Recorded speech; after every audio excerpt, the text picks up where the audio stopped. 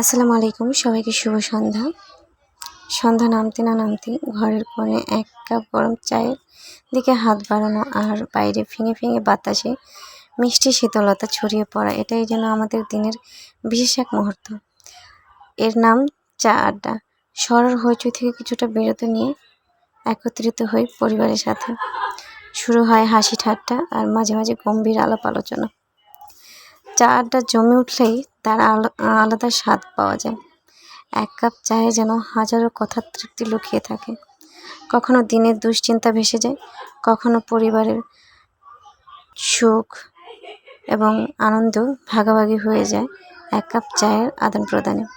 আসল কথা হলো, এই চায়ের আড্ডা কিছু না কিছু শেয়ার করার থাকে, আর চা আমাদের সেই সময়টুকু দেয় যেখানে আমরা হুট করে সব কিছু ভুলে গিয়ে একে অপরের গল্প শুনতে পারি। এর নামই চা আড্ডা। এতে কোনো বিশেষ রীতিনীতি বিষয় নয়, এটি এক ধরনের জীবনের ফিলোসফি। যাই হোক, এখন আমাদের চা খাবার পালা। চলে আসলাম বোনের কাছে। যাই হোক, সবাই ভালো থাকবেন, সবার পরিবারকে একটু সময় দিবেন আমার মতো ব্যস্ততার মাঝেও। যাই হোক, ভালো থাকবেন। আল্লাহ হাফেজ।